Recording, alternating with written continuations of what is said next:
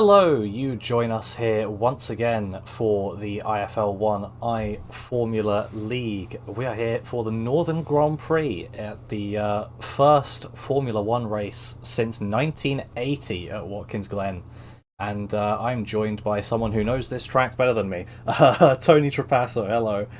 Welcome to my old stomping grounds, bud. I remember doing some SCCA stuff back in college, driving here, and you're in my neck of the woods now, and you're in for a party, bud.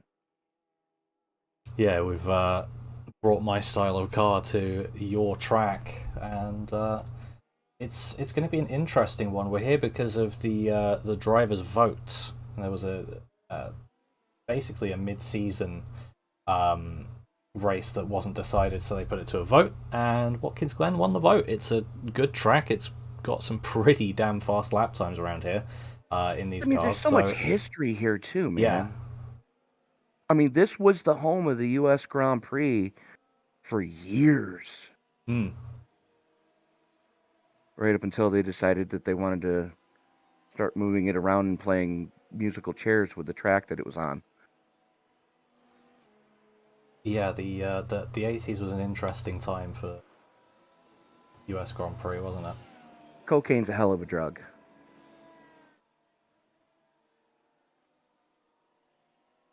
But Welcome to the nevertheless, Finger we're Lakes, my here. friend.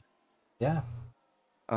Just this very picturesque scenery, and the roar of these engines coming through the rolling hills here. It's just breathtaking. It was actually kind of music to my ears when I first logged into the server today, and the corner where we used to camp when my family would come here for race weekends, and I'm watching Formula One cars go zipping by right outside where our camper used to be, and it was like, oh man, this is what it's about. Mm. But you're absolutely right. Some of the quickest lap times we have seen to date on the Esports Broadcasting Network of any race series that we have brought to Watkins Glen using the boot. Uh, Jeremy Shipley setting quick time in qualifying, uh, one of only three drivers to go sub 1 minute 14 all day. Yeah, I mean, for reference, because IndyCar has raced here recently, the fastest race lap record for IndyCar is a 1:22.41, set by Scott Dixon in 2017. And I know sims are normally a bit quicker than real life, but we're running 1:13, so it's not. That's That's not even in the same ballpark. yeah, That's like exactly. putting a NASCAR Cup car on track against an Indy car and saying good luck. Yep, enjoy. Um, but yeah, Igor Filipic again with a solid qualifying as well. Thomas Vaughn's really not far off. So great work from him, and Alexander Shanna and Ron Korolak rounding out the top five. It's a bit more spread than we'd maybe usually see, but I guess that just depends on how much practice you've done. I don't think people have really driven these cars around here before. And that's exactly it. Most of these guys were coming in cold because they weren't 100% certain what the weather conditions were going to be like coming Mm. into today. But I took a quick peek at it, and they're not horrid. They're not the greatest conditions we could have hoped for, but mostly cloudy skies, 80-degree ambient air temperature, 88-degree track temperature, which I'm not sure what that equates to in imperial or metric, whatever you guys are on over there that I can't tell the difference of. Uh, No offense, Jason, and to anybody else listening from across the pond, but the wind is what has me really concerned. Uh, Out of the northwest at 6 miles an hour, gusting to 12, mm. which means that these guys are going to have hell wreaked upon them as they go through the bus stop area, and then again when they come out of the boot. that wind is going to play havoc with these cars, and that's what we've been seeing all practice session and all qualifying session long. Is getting into the bus stop is going to be treacherous today. Yeah, these cars are, as you'll see, these cars are already quite sketchy into there. So that's not going to help. But we are now currently gridding up. So we'll have to go through the constructors and drivers points a little bit later on. Maybe if there's a safety car, we can get that done. But now we start that way. There's only a couple more drivers to grid up, and then we can get this underway. A mix of medium and hard tyres for most people. Top 3 are on the medium tyres. Shanna's on the hards. Next 3 are on mediums. Hard, medium, and then hards all the way down to Morelli, who is on the medium tyre. But lights are here now. You can see the lights coming on. Somehow there's already wheel spin for Jeremy Shipley, and lights are out. Igor Filipic gets a brilliant getaway there. Shipley maybe napping a bit, but Rodrigo Miranda's already up 2 places as well. Is it going to be clean through turn 1, looking towards the back of the field? It looks like everyone's made it through.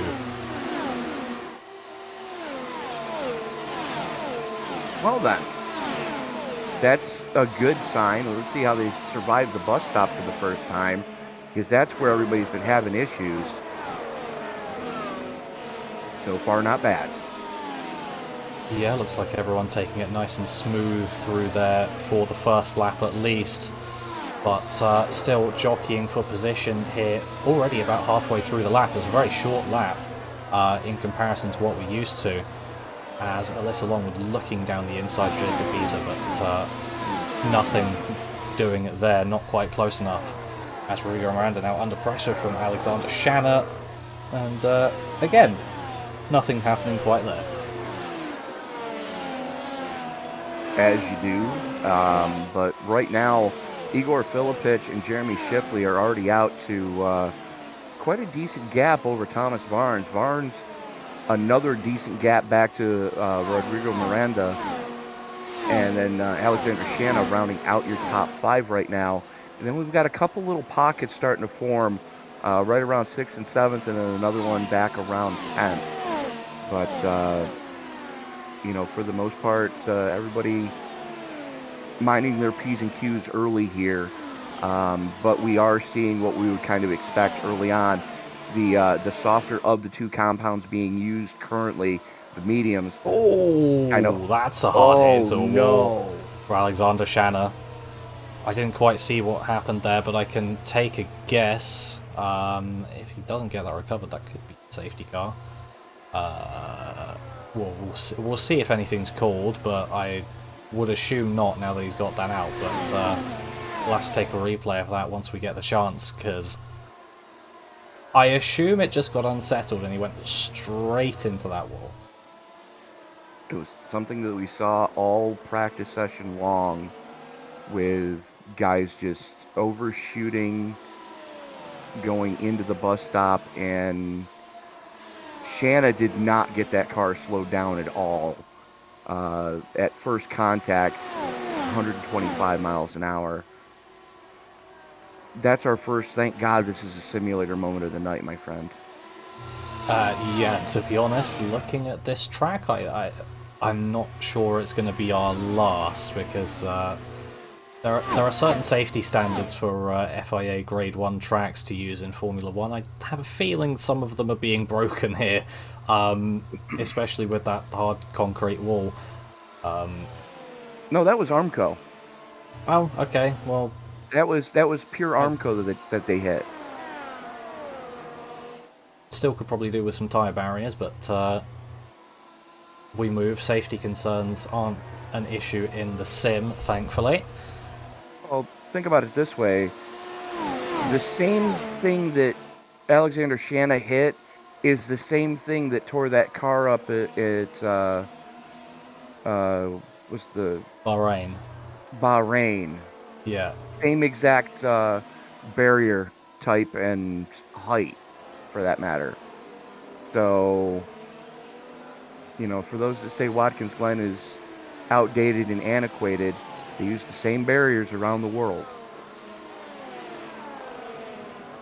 Yeah, And it's the absolutely. same And oh, it's the same someone's barrier. round. That's Oh boy. Jacob Beezer. Yes, it He was. might. Yeah, no, he's not going to be able to take that one back. Just probably, I would assume, getting on throttle too much, as you see Joseph Lester in the background getting all sorts of squirrely. I assume for Jacob that was just too much throttle out the last corner, and unfortunately straight into the pit wall. But looking now at Nicholas Morelli, he's going to try and go too wide through the bus stop for an overtake on Alyssa Long. Absolutely munched the curb. And he's got it done. And he's in a straight line in one piece. And he didn't kill Alyssa.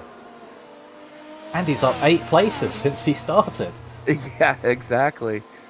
So, I mean, just a yeoman's work as far as the drive goes for Morelli right now. Just flat out putting in work. That's all you can really say about that kid right now. Yeah, absolutely. But 2 retirements to speak of is we had 15 start today. And here we go again. Same thing as last week. Oh, no, he just left. As Beezer puts it on the hauler. Jana had already done so after his crash. So, and then there were 13. Yeah, I guess that's what happens when we're inexperienced with the track and when it's not really a track that these cars are used to, but we move. It looks like it's still going to be a great race as the top 3 are following each other pretty closely, and there's a lovely pack there, 9th through 12th. Yeah, absolutely. As Filipich, Shipley, and Barnes have just walked away from Miranda right now. Miranda's got Korolak pretty close to him right now, but that battle from Alyssa Long back to, or I'm sorry, from Joseph Lester back is a pretty good battle going on right now.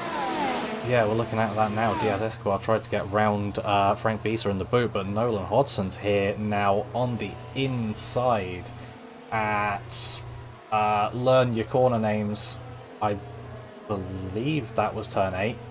As is that Lester again being getting really wiggly out the turn? Yeah. So that's allegedly 11. They're saying it's 12 turns, but with what they're showing in the rules for today, that's 11. By the looks of things, the bus stop doesn't count as a turn somehow. Right. I'm not sure how that works. It counts as 1 turn. Oh, okay. In the map I have, the entirety of the bus stop is counting... 1 turn. Yeah, in the map I have, it's not counting the bus stop as a turn at all. Well, the NASCAR course doesn't count it.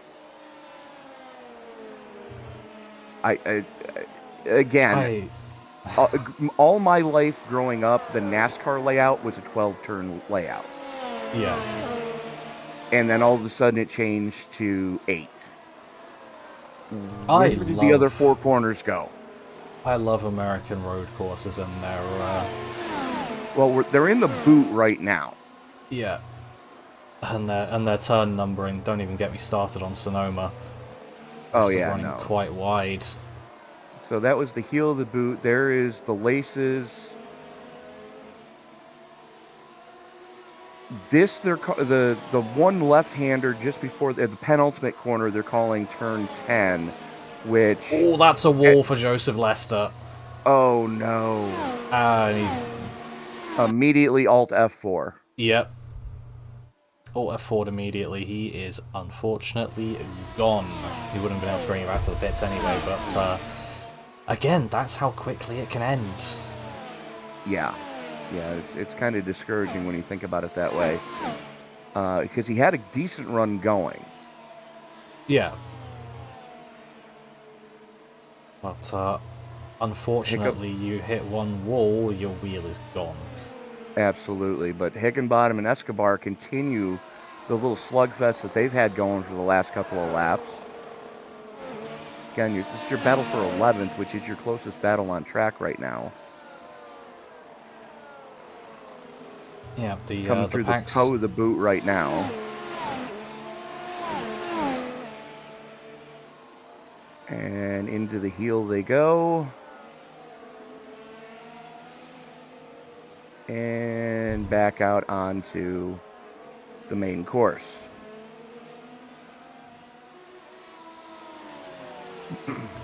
Yeah, it seems like the packs that we were seeing are sort of slowly deforming, but we're still seeing some cars right next to each other, as it looks like Nolan Hodson might have a decent run on Frank Beezer here. Not going to be able to get anything. I don't believe that... He's going to get it on the backstretch, though, as they come up through the S's.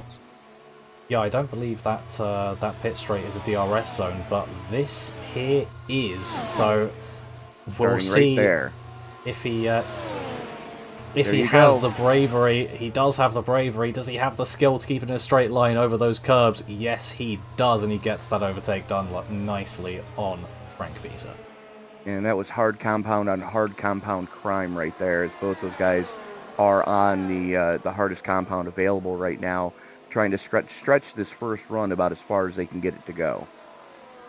Yeah, they are pretty well sorted out in that regard. As top 7 are on mediums, the rest are on hards. As you do. Yeah, we don't normally see it actually that sorted out. So maybe the tyre differences are more pronounced here than they are at other places. I was talking with Joseph before we went on the air, and he picked up a full second going to the mediums, and then picked up another 1.5 seconds going to the softs. Yeah.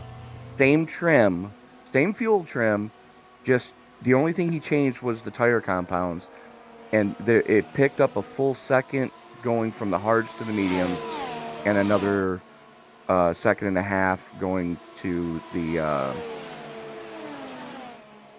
softs. So, you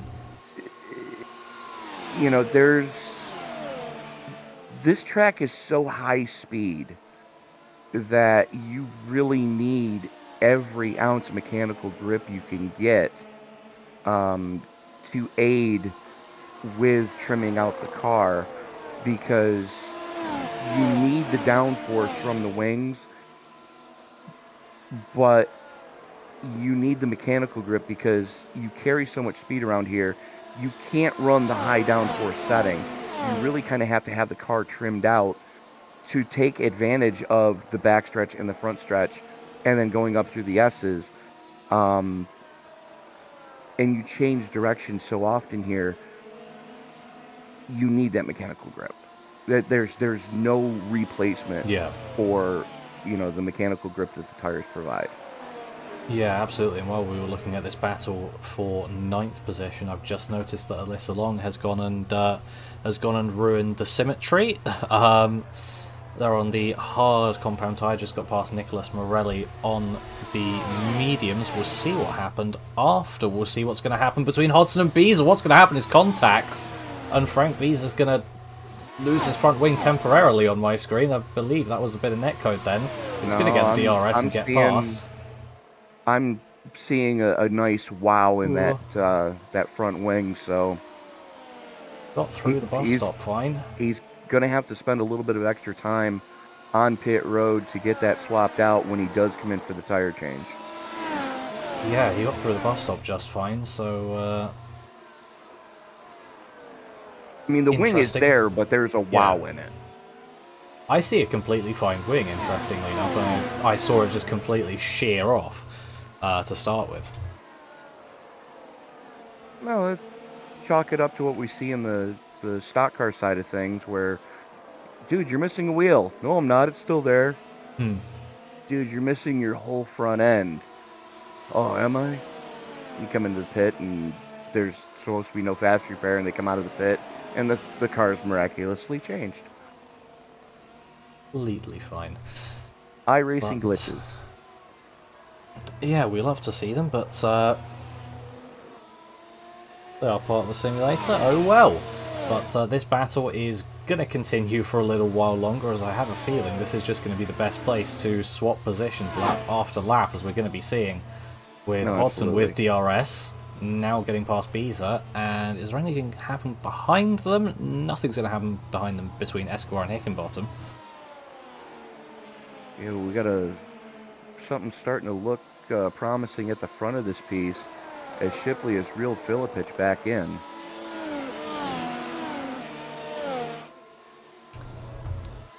Yes, well, let's take this opportunity to have a look back at some replays. Have a look at Alyssa Long and Nicholas Morelli. This was actually into turn 1, so presumably a great run out of the last corner. Down the inside into turn 1, lovely move, and let's have a look at how Alexander Shanna left the race. Not of his own accord, but oh, it looked like that car just completely bottomed out and smashed into the wall. Interesting. Yeah.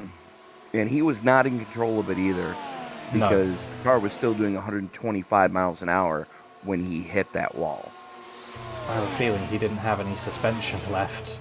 Correct. By going and over we saw a lot of that in the hot lap session. Frank Biza getting very, very close to the back of Nolan Hodson and having to slow down, now conceding a position to Escobar as well. Although that's a puff of smoke, that's Alyssa Long in a wall. And is that car going to get going again? No. I would hazard a guess at no. See what's happened. So it's already happening by the time I get to it. I'll have to... hit incident minus. Yep, I have that button. Let's take a look. Ooh, that's oversteer. That is at turn 6 through the chute. That was the laces of the boot. Yeah, hits the outside wall.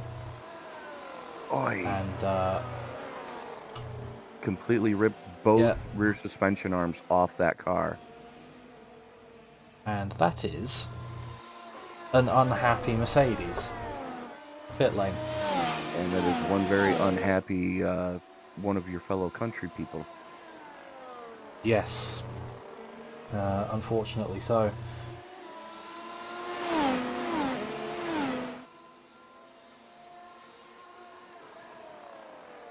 So, let's take a look at some action on track once again. Hickenbottom now getting past Frank Biza as well. That was just coming through turn 5. What do they call that? I've heard some people say carousel. I've seen outer loop. Something just happened to Escobar. Oh boy. Oh dear. Well, let's have a look at that.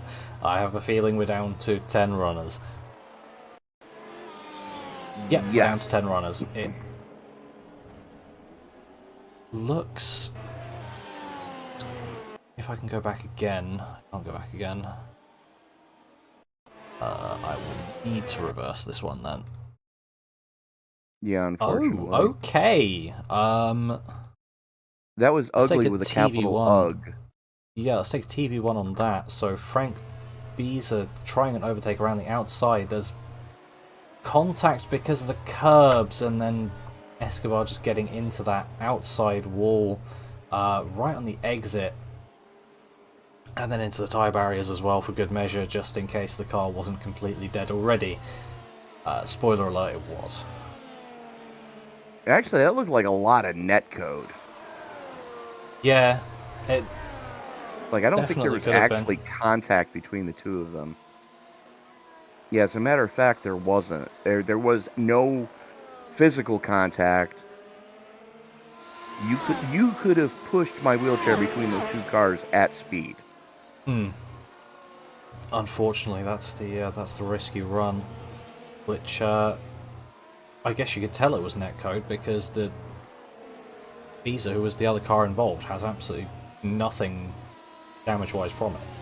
Watch it from the chopper view. Take another look. I have to replay it again slightly. Chopper. Okay, yeah, that's ridiculous netcode. Yeah, That's a lot. Yeah. yeah, that was ugly with a capital UG. Unfortunately, rules is rules, and Escobar's not going to be able to get back in it, even if it was netcode and wouldn't have happened, and all of that jazz. So, as we hit the quarter mark in the race, we are now down to 10 runners. And the lead being held by Filipich, as Thomas Varnes is going to come to the pits for the first scheduled pit stop of the race. But Filipich holding the lead, but not losing Shipley, and wasn't losing Varnes either. Yeah, and I mean, those guys were turning very comparable lap times, the three of them to each other. Last time across the stripe, 118.8 for Filipich, 118.8 for Varnes. The previous lap was a 118.8 for, or 118.8 for Shipley, 118.8 for Filipich. The last time across was a 118.8 for Varnes prior to him coming into pit. So. Thomas Varnes going to come out on the hard compound tyre, but looks like there's going to be action on track between Troy Banks and Ron Korolak. Banks, oh dear, that's a lot of oversteer. And that's two front tyres that are no longer on that car. And that's another retirement. And I caught it live. Nicely done, sir. But I believe that's referred to as snap, see you, bye. Yep. So, yeah. And then there were 9. Exhibit A of why you don't get on the power too early. Right. Unfortunately. Great googly moogly.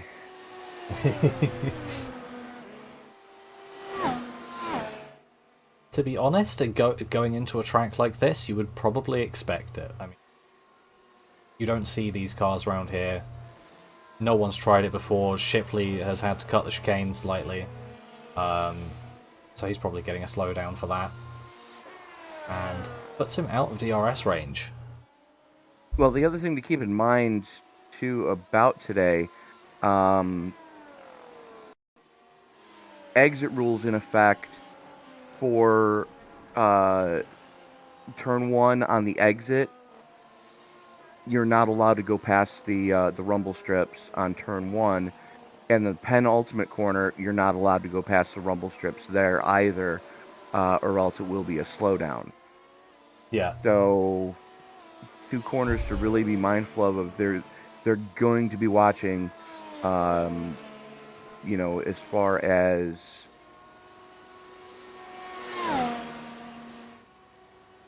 as there's 2 corners that they're really going to be trying to enforce quite profusely here. And, luckily, none of them are in the boot, so you can kind of have, I'm not going to say carte blanche, but the next best thing to carte blanche, coming through the boot area. But the rest of the track, there's no runoff to begin with, so good luck. Yeah, so effectively just European track limit rules rather than what seems to be at most American courses where if it's tarmac, it's fair game. Pretty much, yeah. To be honest, you really want to impress me? I like the American way. Well, if you really want to impress me, and I think we should bring this up to league management for next year, I would love to see what these cars would do at a place like Texas, Darlington, the Charlotte quad oval. Put these cars on an oval track and let's see what they can do. Some very interesting things, I think, is the correct response without knowing what they would do, as Thomas Vaughan's making his way up the pack after his pit stop. Just got past Nolan Hodson there with a nice move, but honestly I think around ovals it would be an interesting time. Well, I can tell you, I don't know what the McLaren does, but I can tell you what the Williams did when we tried it at Bristol.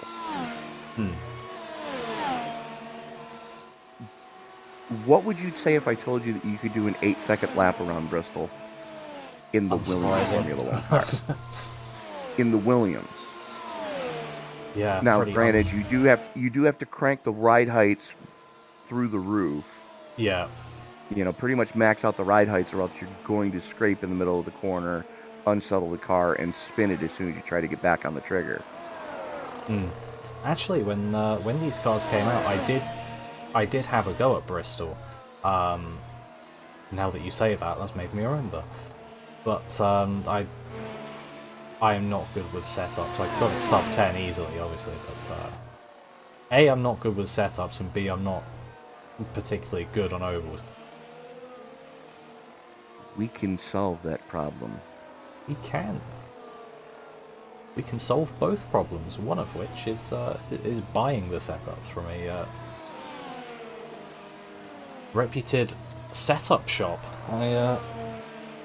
I happen to know a real good one. I think we've got I happen to know a real good one. They're called Jones, and they just so happen to be a partner here at the Esports Broadcasting Network and Sim Racing Media.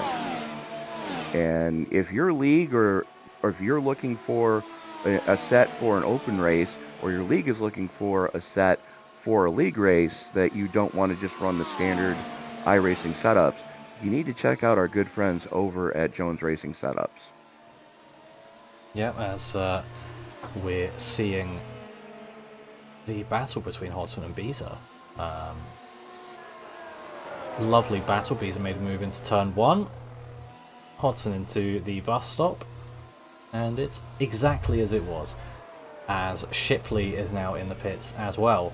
But we'll still have to solve my my oval driving. I can coach you on that, my friend. Lovely.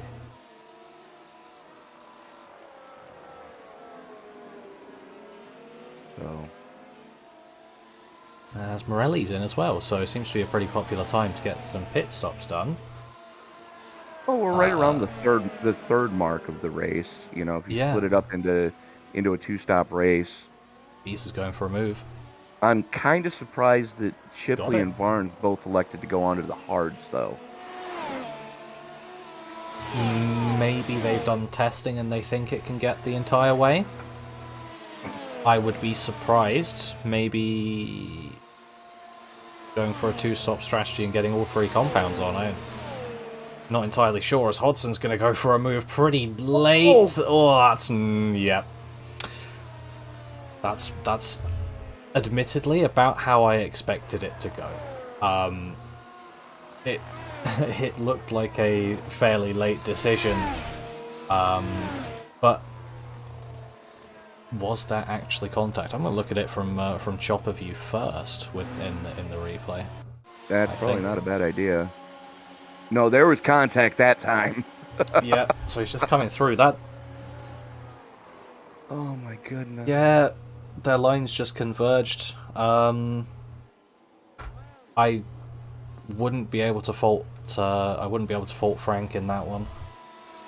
But at the same time, Nolan Hodson didn't exactly have much to do either, as that curb does just spit you out.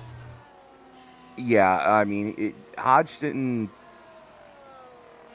I gotta put 50% of the blame on each one of them. Yeah. To be honest with you.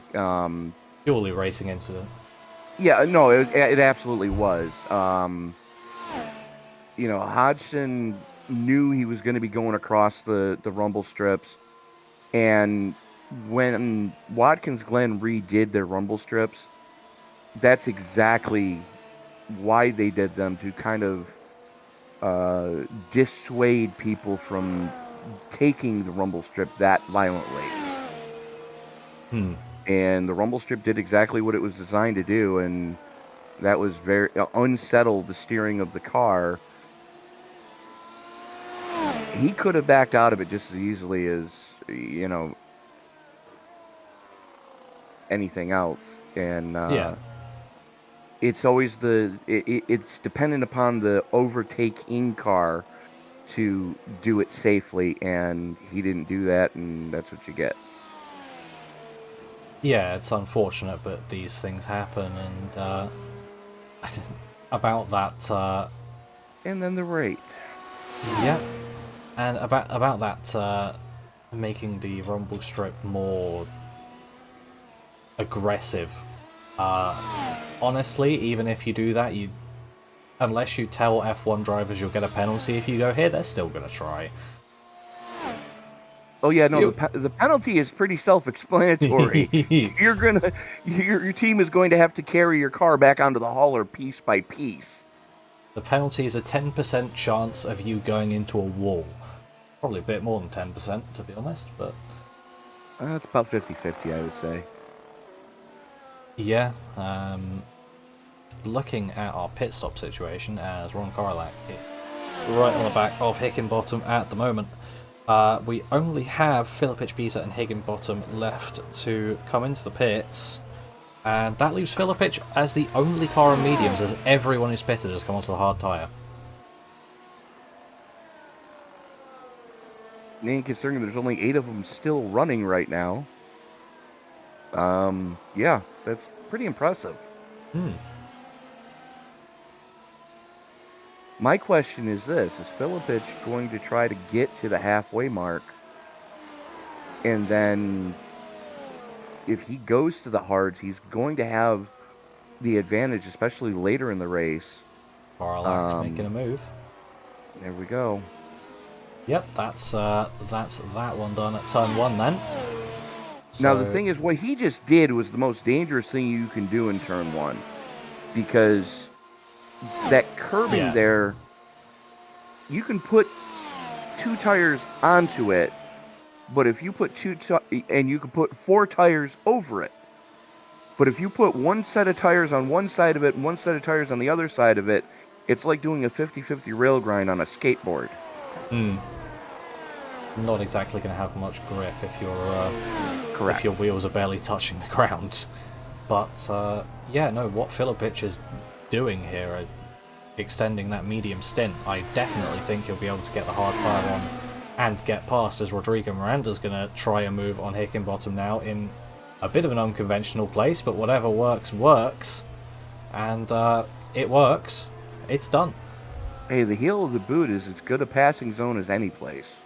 Yeah, well, I guess the standard's pretty low in F1. If you don't have DRS, it becomes unconventional. You're not wrong. Yeah, you're absolutely not wrong. But, I'm looking at the lap times that Filipich is doing. I'm thinking he could get away with going, if he can make it to lap 30 on these tires, he could go red and just annihilate the field. Yeah, he's coming in this time. But yeah, there you go. So yeah, I would expect hard tyres, and he's admittedly probably going to lose this position to Vans. It tends to be about a 35-second pit time. That's not the delta loss, that's the amount of time you spend in the pits. Right. Don't know what the delta is, to be honest. We'll have a look at Vans, see where he comes out. But Filipich has about 10 seconds left to do in the pit lane. Stopped now onto the hards, and Vans is through, as is Shipley. But remember that Filipich's tyres are going to be much, much better towards the end. Well, and the other thing too is, everybody that has set their fastest lap has set them on the hards. Yeah, I mean, that fuel load coming down is definitely the catalyst. And now everybody that's still running is on the hards. Yep, very true. Although Higginbottom and Beezer still have to come into pit. Despite being the slowest tyre pretty considerably, to be honest. It is the tyre of choice purely for its life. I mean, would you rather 2 seconds a lap faster and you have to pit every 15 laps on the softs, or Yeah, pretty much. rather get a 30 lap stint out on the hards? No, I could definitely see going to the hards. I mean, it's a good strategy call. Yeah, the one thing I'm worried about is those that have pitted so early that you'd feel like the tyres are going to be completely dead by the end. They're almost forcing themselves to a second stop. You talking like Varnes and Korlak? Yeah. Yeah, because Varnes was down on 15, Korlak was down on 17, Shipley was down on 20, Miranda was 21. You know, yeah, they're forcing a second stop at that point. Whereas, you know, Varnes is kind of in the Filipich is kind of in the catbird seat right now. Yeah, absolutely. I mean, he's also firmly going quickest out of anyone by the looks of things, and I'm not sure what this lap is going to be, but actually this might even be his out lap, I can't remember. This is his out lap, and he's already on Shipley. Yeah. And I'm just staying on board for a bit so that you can just appreciate how quickly these guys can take all of these turns. Wow. And that is a lap time that's blown everything set so far out of the water by over a second. First driver to go sub 1 minute 17 so far. And he's nearly in the 15s. And he's almost sub 116. That's impressive.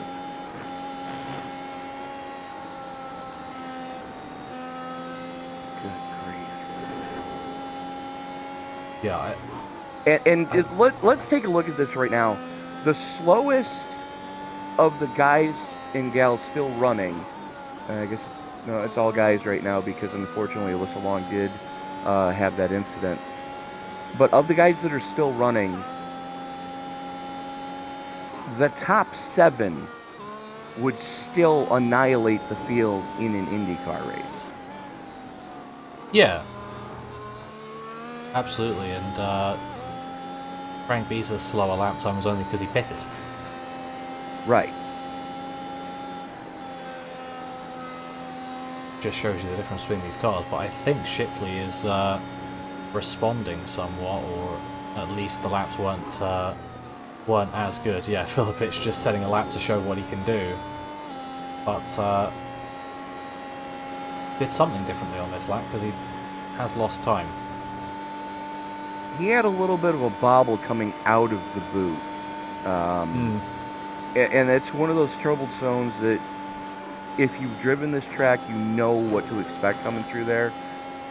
It's an off camber over a knoll, and it's very easy to get it very wrong very quickly.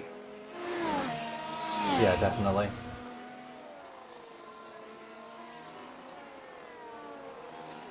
Let's see how Filipich handles it this time, as he comes through the toe of the boot and heads towards the heel. And it's the next corner that Shipley and Filipich are going to come to right there. You're cresting a hill and it's off camber as soon as you do crest it. Much tighter for both of them that time, as looks like they're starting to reel in Varnes ever so slightly. Yeah, they are slowly but surely getting their way up towards Varnes. That was a better lap from Filipich as compared to the last one. Yeah, go sub 118 again. Yeah. But, already coming up on halfway now, and we've been running for about 39 minutes, so it's definitely going to be a shorter one. Absolutely.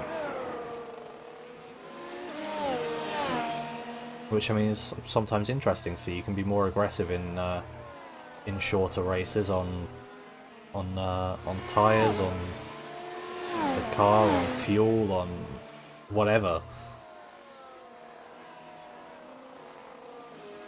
Yeah, absolutely. But Jason, we were mentioning during the pre-race that there's so much history at this track. The first Watkins Glen Grand Prix was actually held not on a closed course like the track you see here.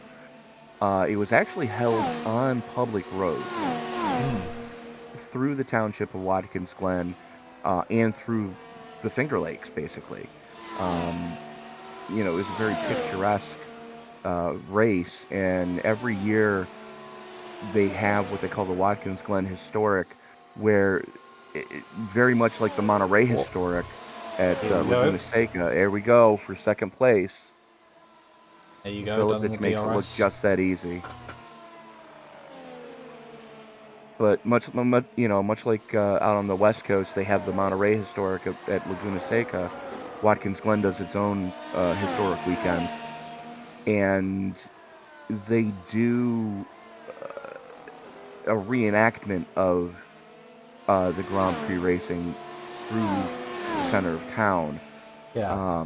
Now, mind you, the streets are closed off at the time, and they tell the drivers to not really horse on their multi-million-dollar restoration of cars. But some of the most beautiful cars you're ever going to see on the right coast over here in the States show up for that weekend. And as a matter of fact, that's coming up, not here, I think it's about a month from now.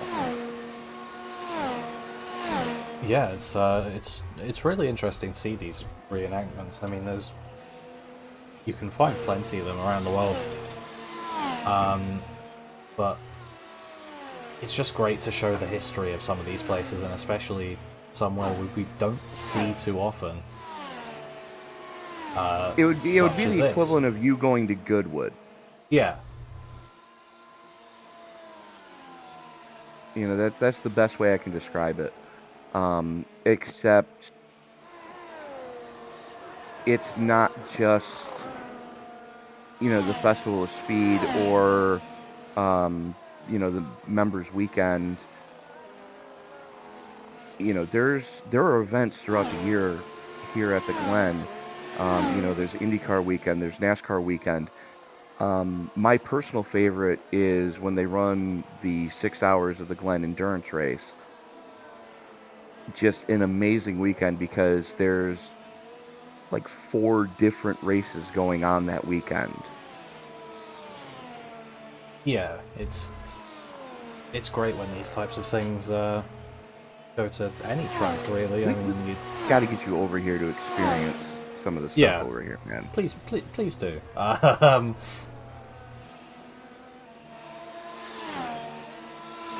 If I had money, I'd be out there pretty quickly. So stay tuned to the Sim Racing Media page for the GoFundMe to try to get Jason Sofford over here to experience North American racing in person. Yeah, get me to the 6 hours of the Glen. I'll make sure to bring a camera and stream it or something. I have a 4K camera that's staring me in the face on my desk right now. Well, there you go. So we have that part covered, my friend. Sounds like we just need to get you over here.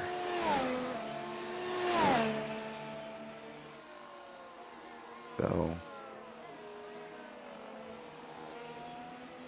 but yes, again, stay tuned to Sim Racing Media's Facebook page for the link to the GoFundMe to try to get Jason Sofford over here for the Sailing 6 Hours of the Glen. And if we can do it, Jason, first round of Watkins Glen, the Glen dogs are on me. Very kind, very kind. I'll make sure to get the next ones then. Well, we'll also have to take you on a couple of wine tours when you get over here, because Finger Lakes are known for their wines. Okay. Maybe grab a bottle for your mom. Sounds like a plan. I didn't know that, but there you go. We learn. Absolutely. Right now, Thomas Barnes continues to show the way. You are watching the Northern Grand Prix for the iFL iF1 League here on the Esports Broadcasting Network of Sim Racing Media Corporation.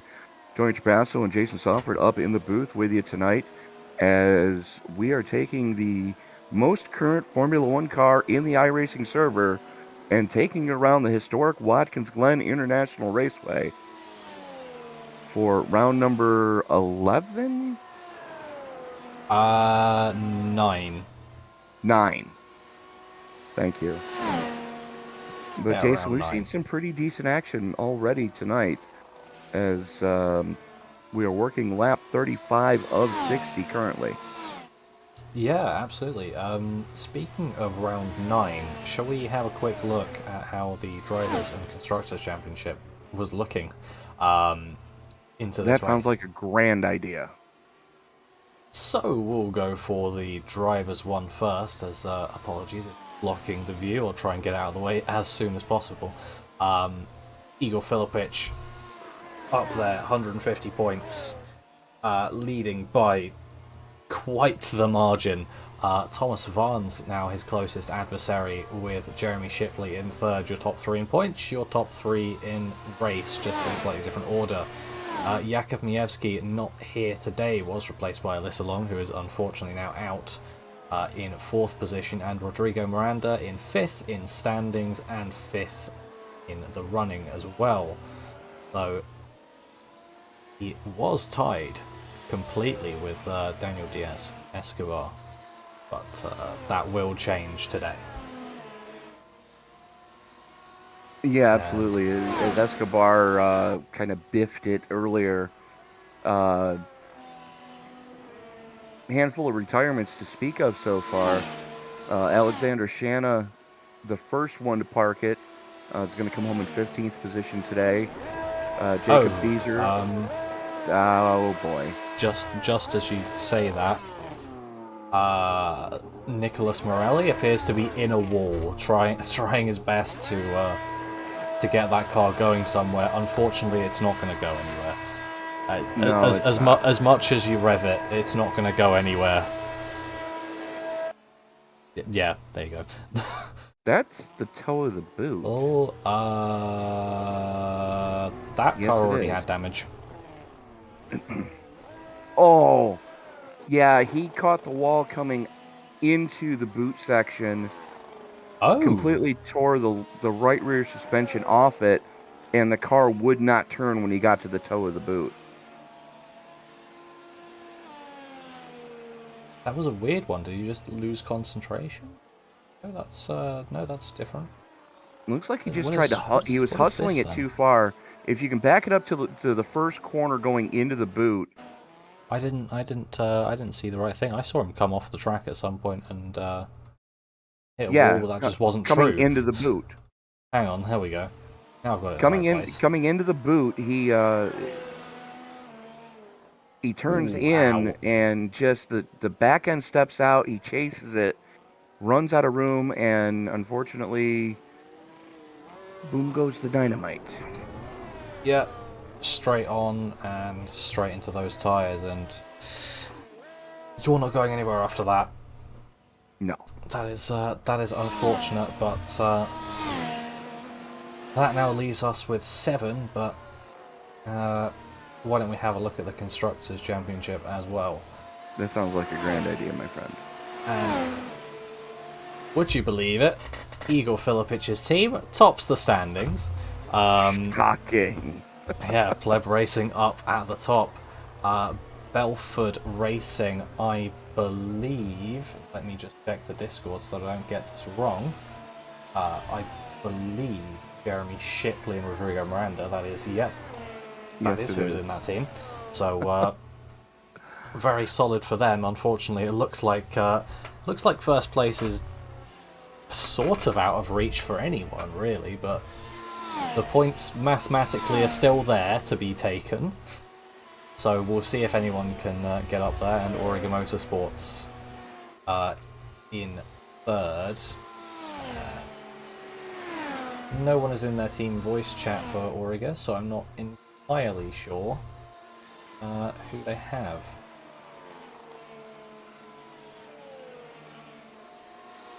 I don't have that answer either. Looks like a Vans, at least, is one. So, good points haul for them so far, this race.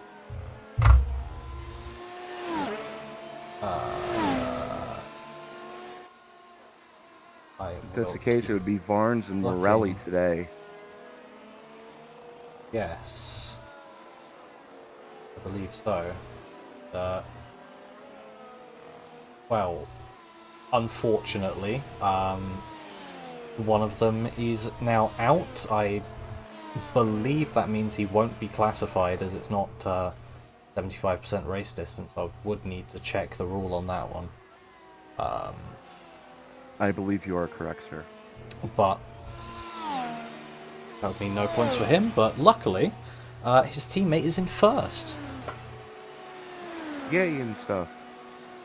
Yeah, and the thing we said about people being on the hards, now no longer true with Frank Bisa and Damaris Hickenbottom, both on mediums, because they both started on the hards. So, as you do.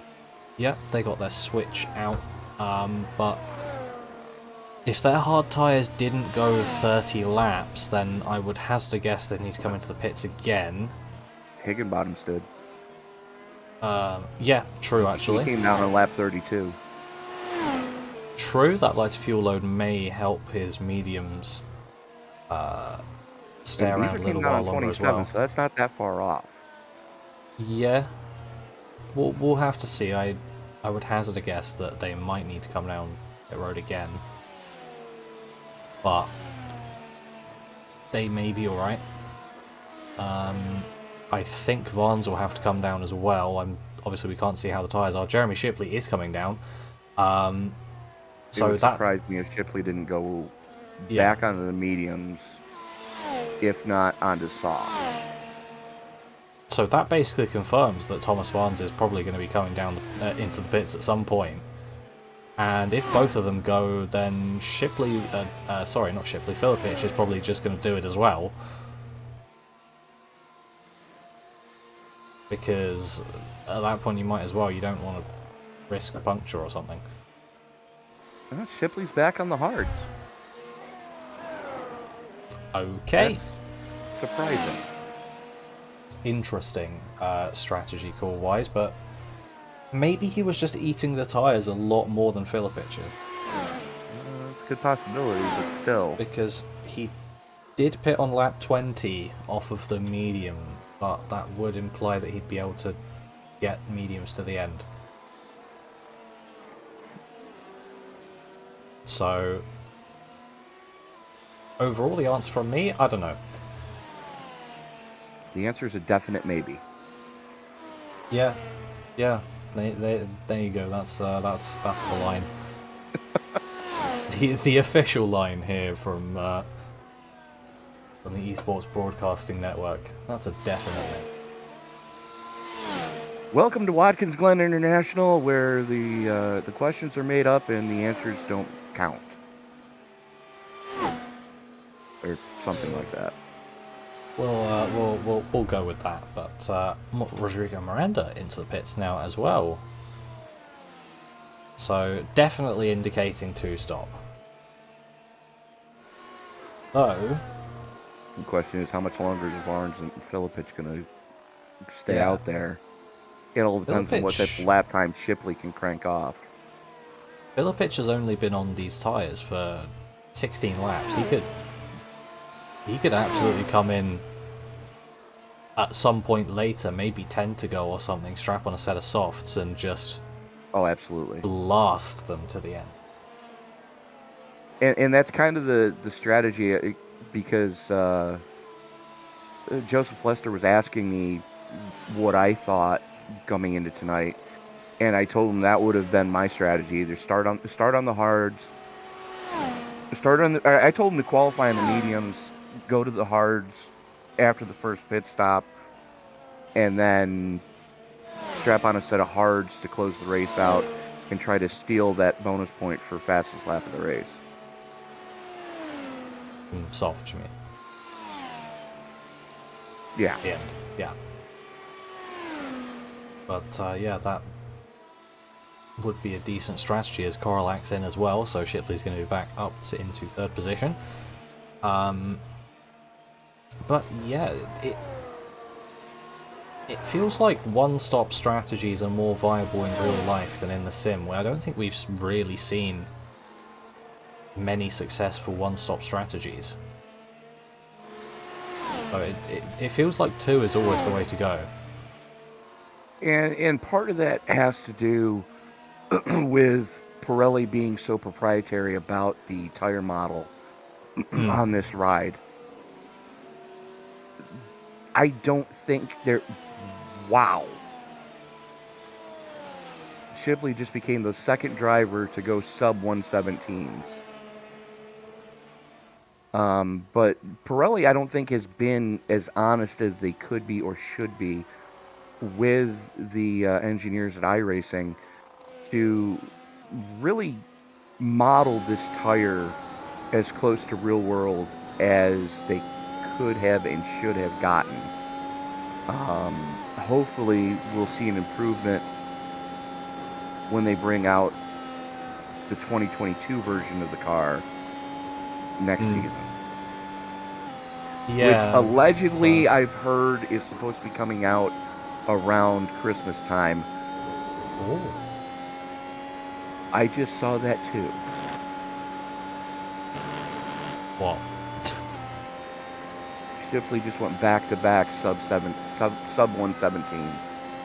Yeah, and Ron Korolak now making a move on Frank Beazer, coming into turn 1 down the inside, and gets it done through the braking zone, and he's back up into 4th position after having pitted.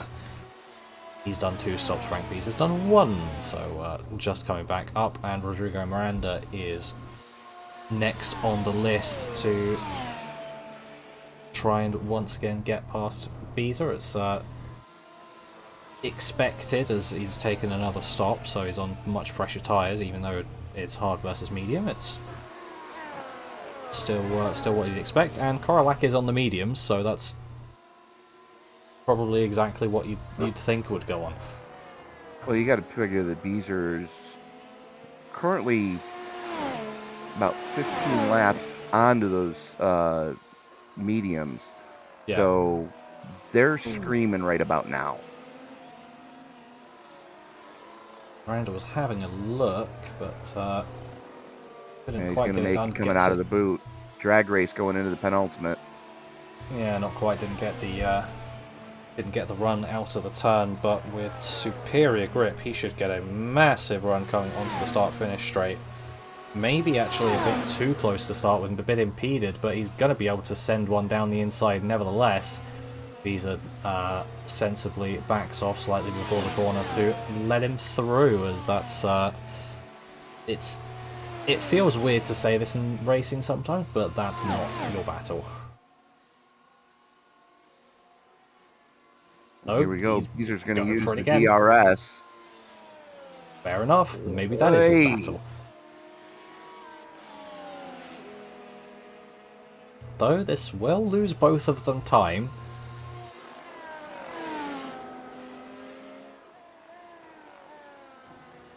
Beazer had a lot of front end slip going through the bus stop that time, and all he's doing right now, his best bet is just to let Miranda go. Yeah. Oy. It's the old endurance racing tactic of if there's someone faster than you, or at least in this case, if someone's recently pitted. then let them go through, see if you can try and stick to them.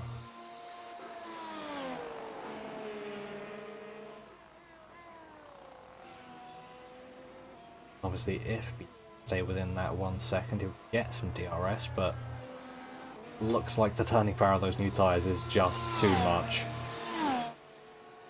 And he's not going to be there. Well, that's what 15-lap newer tires can do for you.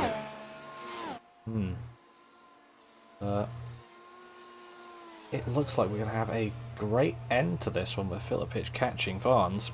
But before we see that, why don't we take a quick break and get some bills paid? That sounds like a grand idea, sir. We'll be back in a couple minutes just after this.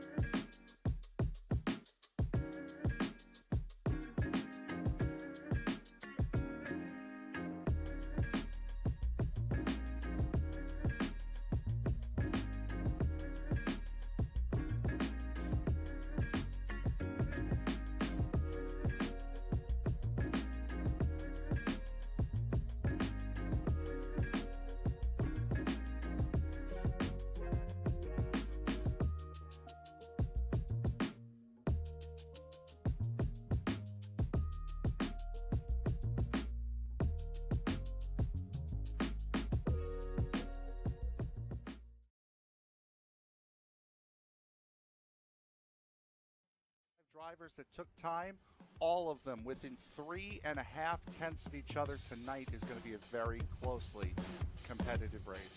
As the field worked its way out of the 3-4 complex, the only thing that's left to say is wipe the visor, adjust the 5-point safety harness, because race fans, it's showtime!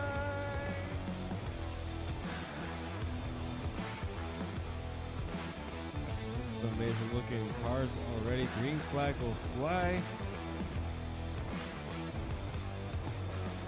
Oh, they're wrecking! Well, one thing that you're going to see at this track that we haven't seen the last few weeks is a surface that's multi-group. I think this is the first multi-group surface we're going to have. After an amazing race at Daytona, we now come to the left coast and Auto Club Speedway in Fontana, California for the second round of the Way She Goes Racing League Cup Series.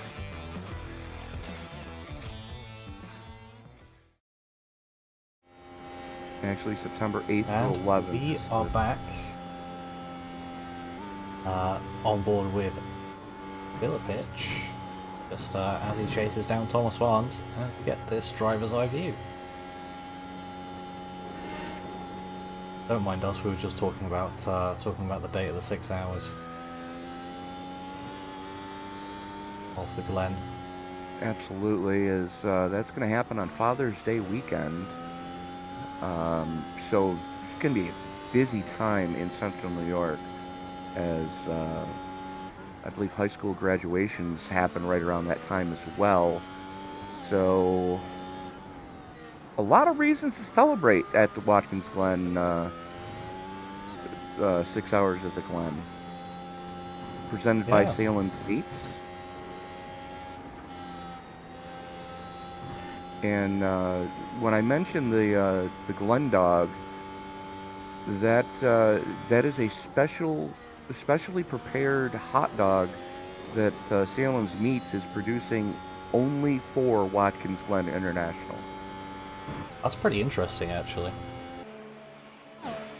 Yeah, Joe Salem has always been a big proponent of sports car racing at the Glen. As a matter of fact, he used to have his own team that ran in the endurance events in the at the time the WeatherTech series, now IMSA.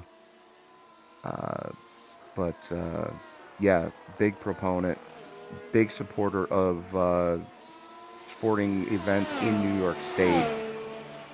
And if I might say so, some of the best damn hot dogs in the country.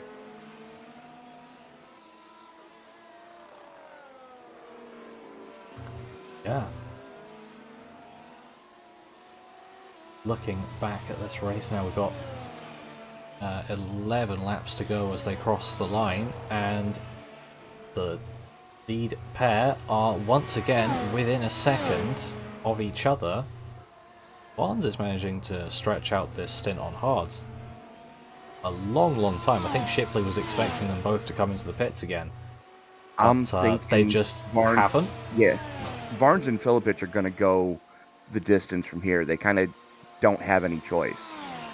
Oh yeah, I mean Barnes absolutely is in the perfect position to try it now, and if Barnes isn't coming in, Filipich isn't coming in.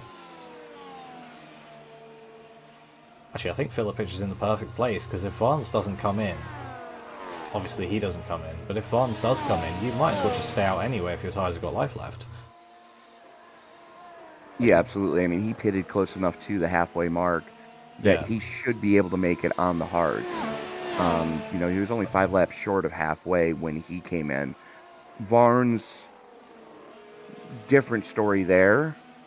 Kind of short pitted off of the mediums. But again, you're absolutely right. Shipley, I don't think Shipley expected both these guys to stay out as long as they have. By the looks of things, my overlay is frozen. Let's see if I can get that refreshed. My fault. My fault. Okay. My fault. Sorry, I did it again. Get off! At least you Oh, weren't no, it's playing not with my any fault. replays. No, it's not my Oh. fault. Okay. Yeah, no, it's not Oh, my it's fault. fixed. Ha, ha. It fixed itself. So Yay. good news. But yeah, Filipich firmly now within DRS range and staying there. So it'd be interesting to see whether he can get up to the back of Barnes and overtake. But it's a pretty sticky situation for Barnes. It's sort of damned if you do, damned if you don't. It's going to be interesting to see how this one does play out, as right now we only have 7 cars still running. Alexander Shanna was the first one to put it on the hauler after having an issue coming through the, I believe it was coming through the bus stop. Jacob Beezer had a similar incident. Joseph Lester had an incident coming through the boot. Alyssa Long had an incident coming through the boot. Escobar had an issue going through the bus stop. Troy Banks had an issue going through the bus stop. Hodgson biffed it going through the bus stop. Morelli had an issue coming through the boot, and so that leaves Demetrius Higginbottom as the last car still running in 7th place. Yeah. And very much so been a race of attrition here, as you said. As fun fact, we actually have more cars out than running. That's probably not so fun of a fact now that I think about it, but Well, it's an interesting fact because we Yeah. don't see that often. yeah, that is true. It's interesting, not fun, interesting.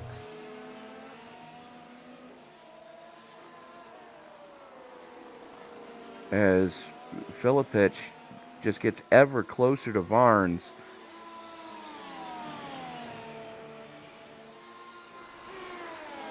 If he can maintain this pace, he's going to be within DRS range when they get back to the back straightaway.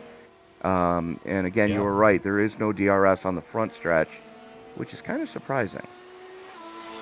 Yeah, I mean, that they could put it there, but I mean, I guess decisions have to be made with these things, because iRacing would have had to make that decision with the track when this car came in, and they just decided on the one. Yeah, But, they absolutely did, and it's one of the reasons why I'm kind of glad IndyCar went with the overtake button the way that they did, where it gives you extra boost from the turbo for up to 10 seconds. yeah, because obviously you can hit that button wherever you like. Correct. So if you want to use one on the front straightaway and one on the back straightaway, go for it. If you want to use it on the sole of the boot, go for it. But Filipich now, he's a lot closer to Vance than he was last lap. Caught by about 0.3, and actually going to be about half a second closer coming into the S's than what he was on the last lap. So we'll see what he can do with that DRS assistance. Let's quickly hop on board. And there you go. Try to go around the outside. Side. It's gonna be done. It probably was pretty close. The camera angle wasn't the best, but it's done. And Filipich now into the lead. And Vaughn's relegated to second place. And he's quickly trying to put as big of a gap on Varnes as he can to not let Varnes use DRS to get back to him, as we are going to be 6 to go at the stripe. As they come out of the boot right now, Filipich, Varnes, Shipley, the usual suspects at the front of this piece. And then we got Ron Korolak holding down the number 4 spot, and Rodrigo Miranda, the lone Brazilian, holding down the 5th position.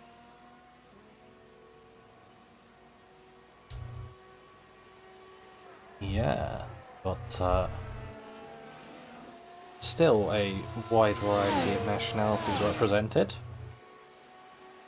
with actually the only European left being Filipich of Croatia. But Vance did get DRS that time around, so he's still trying to hold on. Doing what he can. I think Filipich is the extra tyre life is really helping him right about now, and B, he may well have saved them slightly better. As you can see coming through the turns that he just gets an edge over Vance. And the craziest part is Filipich still has the fastest lap of the race with a 1:16.16. Yeah.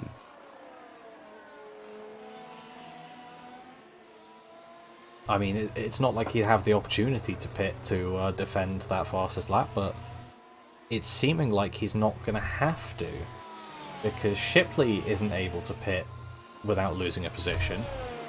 Right. Because he would lose that position to Ron Korolak. The only person that feasibly would be able to put up a challenge is actually two people, is Damaris Hickenbottom and Frank Beezer. But it's whether they have the pace to match Filipich, because he's absolutely on another level.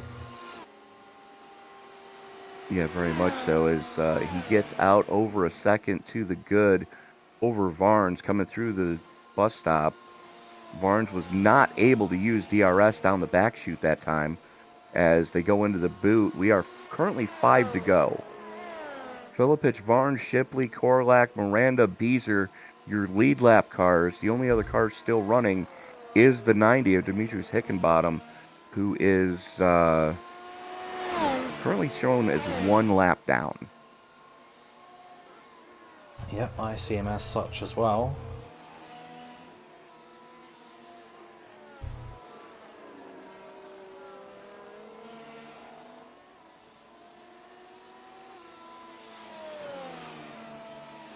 You know, Jason, if you had told me we were going to have as good a racing here at Watkins Glen as we've had, now granted, we've had pockets of racing.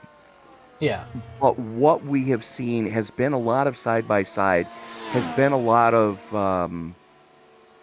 natural drafting as opposed to having to use DRS. Yes, DRS has played a role, but we've seen a lot of natural drafting with, you know, guys actually using the air quote draft itself down the front chute, down through the sole of the boot, and so on. I mean, Yeah. I don't think we could have asked for a better show. Yeah, exactly. I mean, you're expecting your overtakes to come from the DRS zone as we normally would, but as we've seen, you can get a good run out and get overtakes done into turn 1, get them done into the boot. It feels like anywhere's really fair game. It feels like it's fairly easy to go side by side around here. I mean, sure, there's...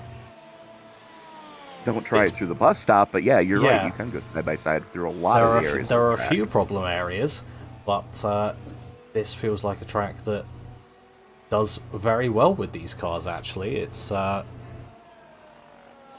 definitely not been any of a worse race than we've seen at the actual F1 tracks, and there would probably need to be a few improvements with barriers for real F1 cars to come here, but it's not something I would ever be against. Yeah, absolutely is. I gotta say that this track is definitely better than that road course at it was the Philippines. I don't think. Penultimate round of F1. Last year, Saudi Arabia. That was the one. Yeah. No. No, it was the last Oh. round. Road street course under the lights. Abu Dhabi? That's it. Gas Marina? Yeah, Yeah, Abu Dhabi. It's an interesting circuit. It's definitely divisive, not people's favourites, really. But it's a track that's been there. They've done some improvements to it, to be fair, with and with the 2022 cars, it's probably going to be a bit better. But we'll have to wait and see. But I'm just glad they got the, heavy metal headbanging out of those cars. Yeah. Exactly. That was a bit ridiculous down the straights. But speaking of new tracks, the Miami track. Going to be racing on it next weekend, I think.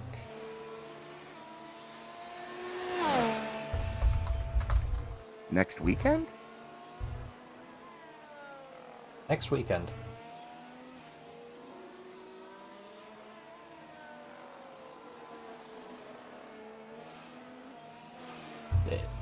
It honestly feels like it wasn't that long ago that it was announced as a proposal.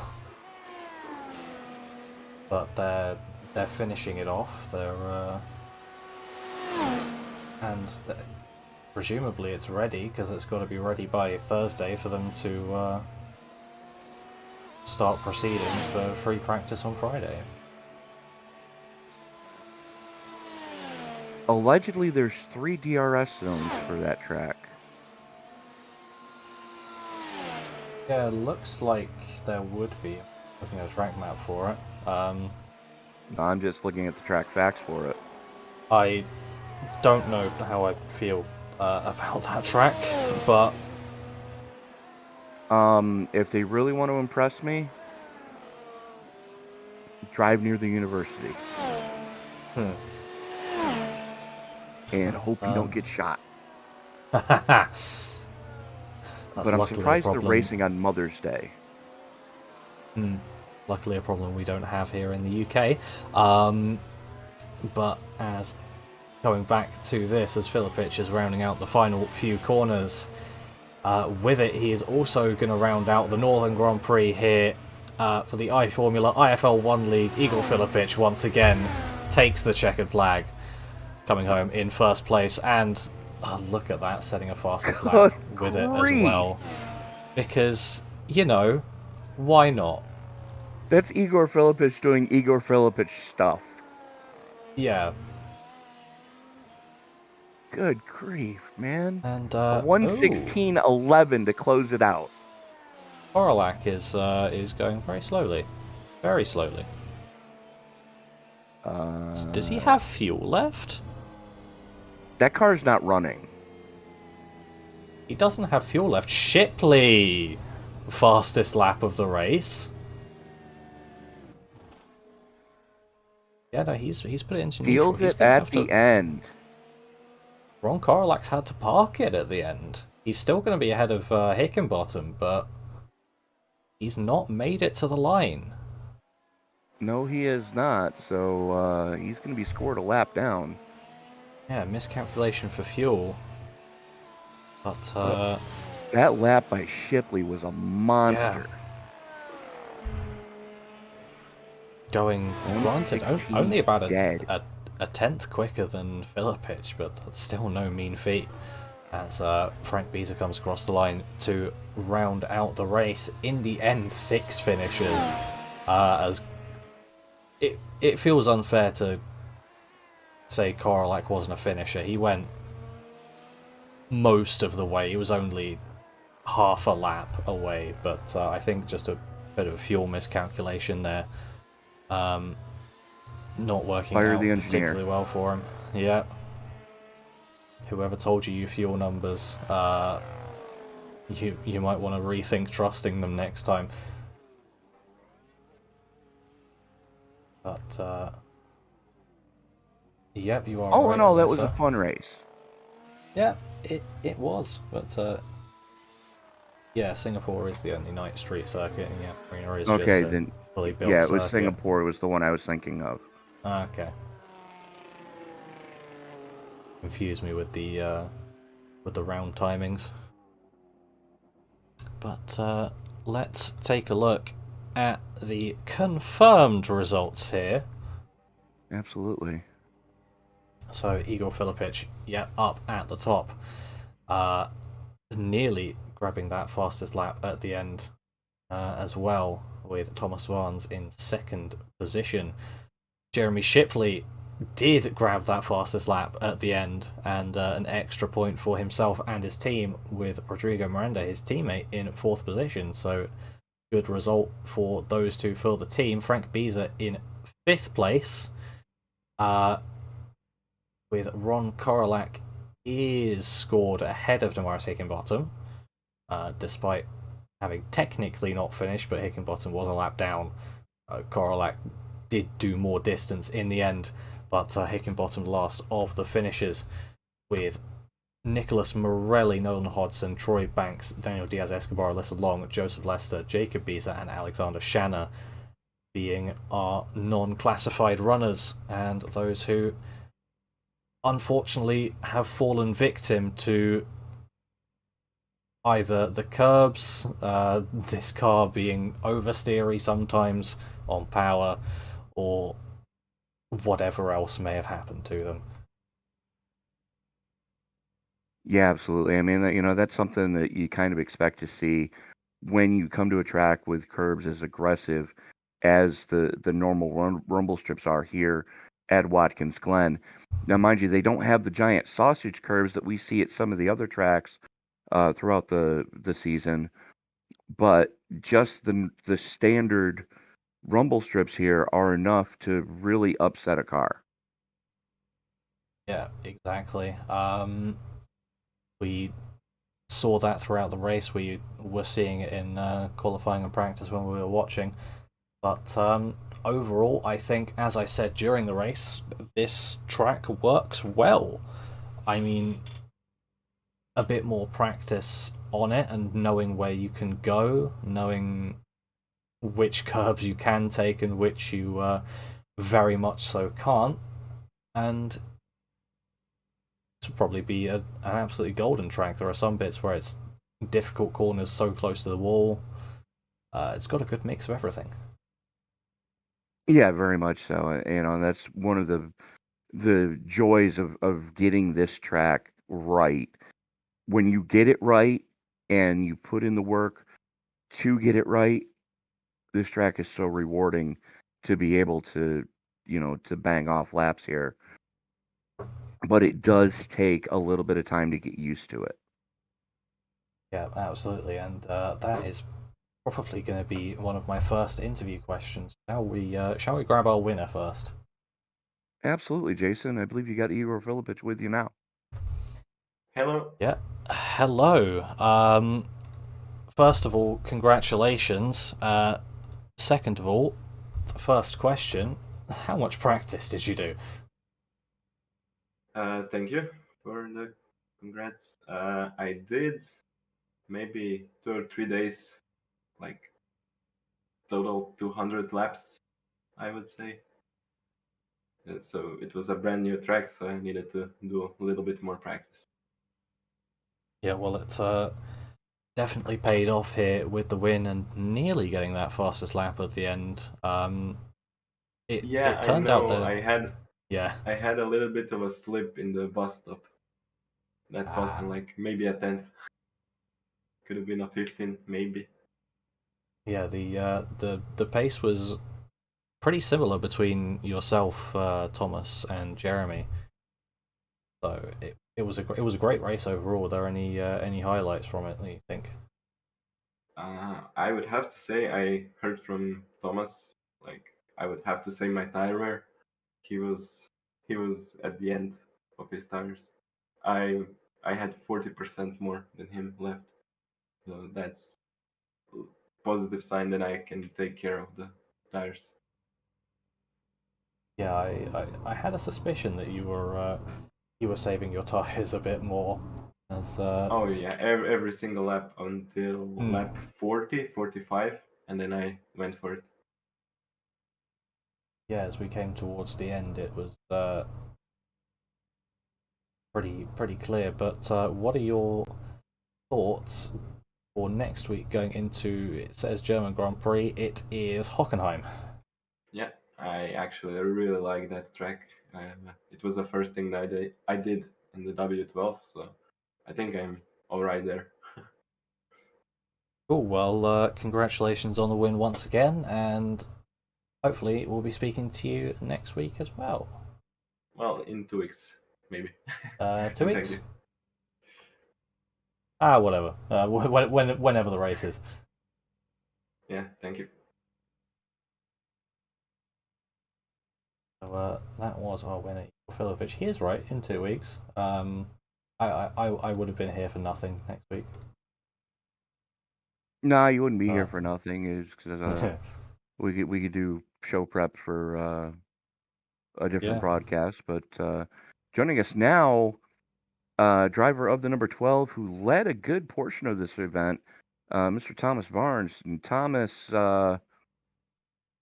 pit strategy not working out exactly to plan, but all things considered, you can't be too disappointed coming home on the podium here at Watkins Glen.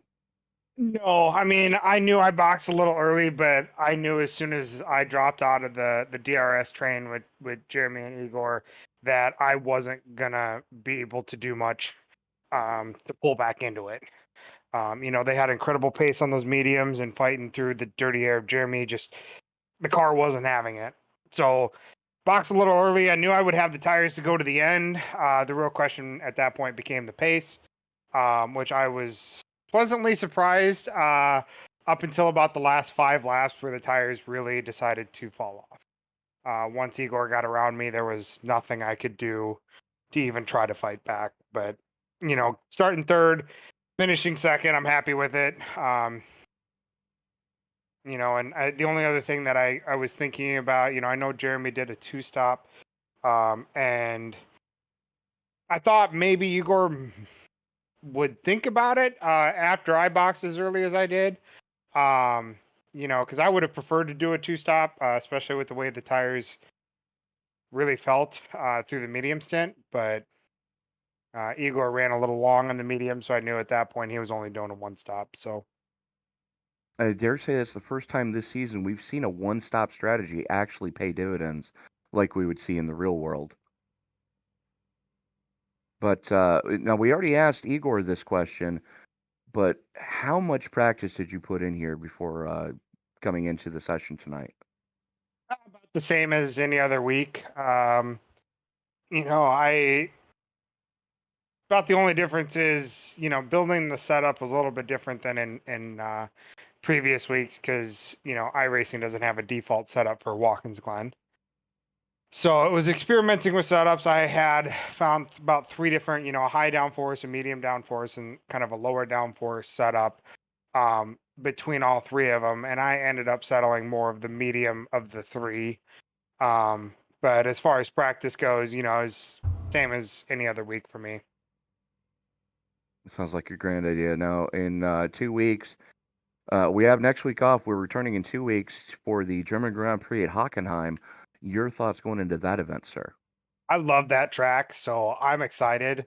I already have, a setup that I've been working on, so I'm already a little ahead of the previous weeks.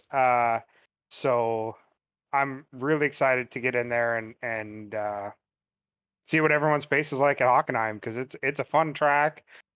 Super long straightaway, and some technical parts, so it'll be interesting. All right. Before we let you go celebrate the podium tonight, Thomas, who do you need to thank for helping you out? Well, just everybody that puts on the league and in the back end of stuff and broadcasting and all this, it makes it super fun to race and actually give me something to prep for. So I appreciate all the people that put in the work for this. All right, Thomas Barnes, congratulations on the podium. We'll see you in 2 weeks at Hockenheim. Thank you very much. So, Jason, we have another one in the books, my friend.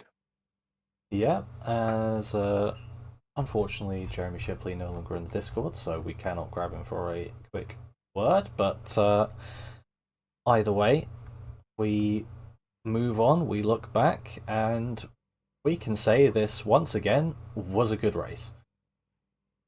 Yeah, absolutely, and I think it exceeded expectations coming into this event. Nobody was really sure what we were going to see, considering that, as we heard, Thomas mention, iRacing doesn't have a setup for this particular track because, let's face it, they only did the setups for the tracks that currently are active in Formula One, and maybe a couple of extras thrown in here or there just for fun.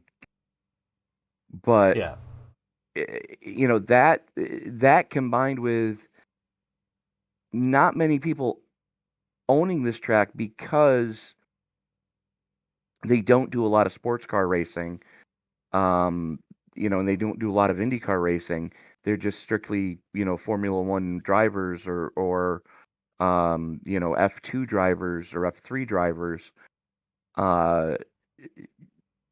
This track, there's a flow to it, and it takes so many laps to get that flow to where it's like the best way I could describe it's like learning to ballroom dance. This track is like learning to ballroom dance, where you have to get that flow down. You have to feel the groove of this track to understand what I'm saying. And 2 days, 3 days, I don't really think that's enough time to really get the flow. But once you do get the flow, I mean, this track becomes second nature. I could probably drive this track blindfolded, to be honest with you. Yeah, I mean, But once that practice is done, then you can probably just get straight into it, get stuck in. But we've seen that practice is absolutely necessary, and it surely helps out a lot. And it overall was a good track to race on for these cars, as I've said once again. Oh, absolutely. But looking forward to Hockenheim in 2 weeks' time as well, as we've been there a bit in F1 recently. It's been on and off. It's a weird situation with the German tracks. Admittedly, you'd think that they'd have a solid a solid Grand Prix. Unfortunately, they don't, mainly due to funding issues. But it's Hockenheim is a great track to race on as well. Probably a bit less deadly than this one, so expect to see more finishes. But I think that about rounds it out for me. Yeah, absolutely. As we draw another one to the close, we are going to be off next week. Now we are off this week with what Jason and I will normally go to, which would be the ISNF Cup Series next. They are actually off. They are running this week, but we are not broadcasting the race because the league owners and admins have told us not to broadcast the race as they go to Sonoma. But we will be back for the Fired Up Esports League at I believe that's an 8 p.m. start. Let me check my math here. 7:25 Eastern start for the Fired Up Esports League as they go to the playoffs, round 2 at Kansas, and then the nightcap, of course, is going to be the David Brothers Roofing 200 at Dover International for Sunday Night NASCAR. That is an 8:20 Eastern Time start. And then Jason will be back on Tuesdays at right around noon Eastern Time for the Night Shift Racing League Round 7 at Pocono. So that is going to about do it for us here tonight at Watkins Glen. For Mr. Jason Sawford, this is Tony Trapasso, reminding you, ladies and gentlemen, that as you walk down the road of life, please don't play in traffic. Good night, everybody.